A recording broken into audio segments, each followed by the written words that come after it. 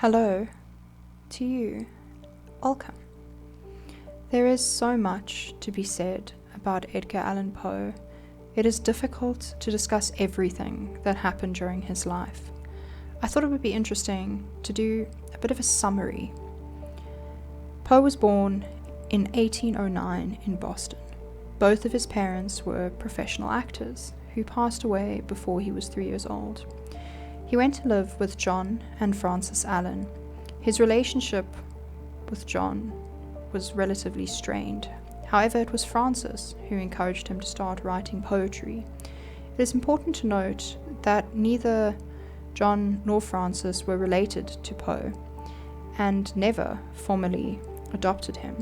However, he attended the best schools available and was admitted to the University of Virginia in 1825. He did well academically, but was forced to leave due to bad debts and lack of financial support from John. Their relationship collapsed. In 1829, Frances Allan passed away. Poe then moved to Boston. He enlisted in the army and published his first poetry collection, Tamerlane and Other Poems. It did not do well. His second collection, please excuse my pronunciation, Al-Araf, Tamerlane and Major Poems, basically didn't do much better. Did slightly better, but not much better. In 1829, he was admitted to the United States Military Academy, but once again, there was a lack of support from John, and he was dismissed. Poe then moved to New York and lived with his aunt and cousin. He published his third collection, funny enough named Poems. Poe Poems. It was published then. During the following years, Poe saw relative success, but not enough to support himself. In 1835, his life looked better as he accepted an editorship at the Southern Literary Messenger. A year later, in 1836, he married his 13-year-old cousin. At the time, Poe was 27, but it's 1836. So, yeah, he married his cousin, Virginia Clem.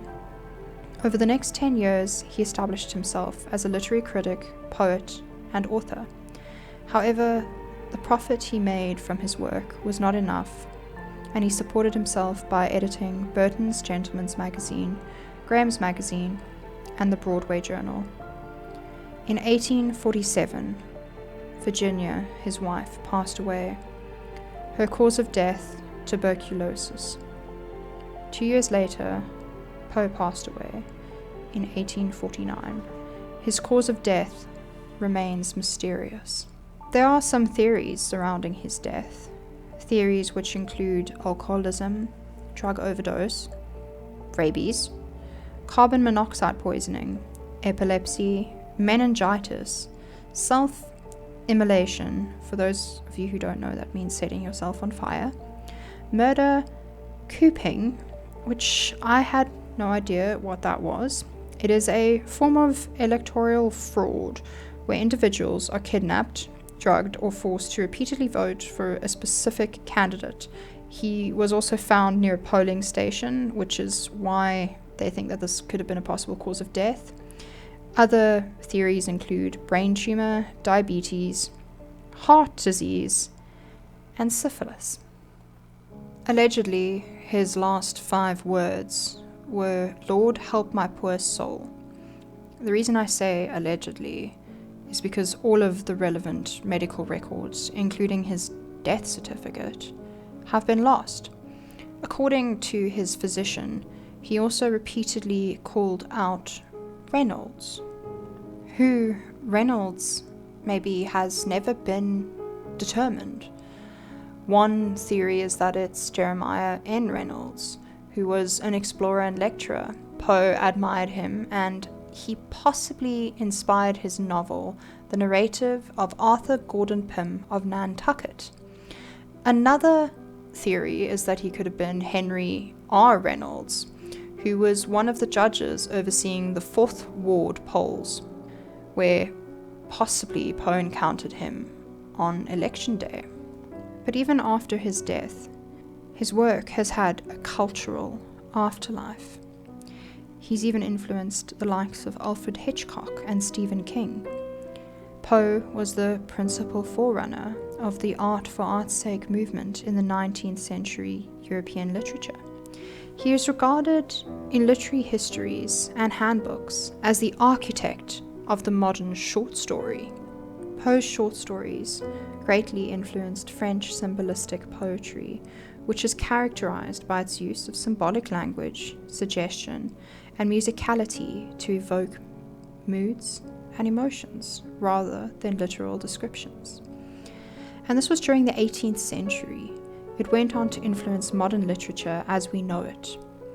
To me, Poe is a literary genius. He was an excellent poet and a phenomenal writer. His themes of macabre and mystery continue to influence modern literature, and probably will always influence literature. I found him to be one of the most extraordinary writers who ever lived. His poems have evolutionized poetry. He is widely regarded as a central figure of Romanticism in the United States. His apparent favorite words, and I say apparent because we can't actually ask him, but we can make maybe an assumption, are aghast and ghastly, which appear in his short stories and poems over 50 times. This demonstrates some of the dark themes found throughout his work. Poe, in his life, was not well liked. He was difficult to understand, and he was accused of being a hypocrite and a liar. He lived a rather depressing life, to put it bluntly. His life was surrounded by death. Pretty much everyone he loved died, and his greatest fear was possibly death. It's a common theme across many of his works. Poe really explored the theme of death. He portrayed it as more than a physical end. He instead portrayed death as a haunting and psychological experience. Death still remains one of the most popular topics in literature and themes. In the next parts of this series on Edgar Allan Poe, I thought I should discuss The Raven, which is one of his most famous works. If there is a particular topic or theme or something that you'd like to know more about regarding The Raven, please let me know and I will discuss it in part 2. Part 3, however, I shall leave it as a mystery, the way that Edgar Allan Poe would have maybe intended it to be. I shall now leave you with one final quote. I became insane with long intervals of horrible sanity.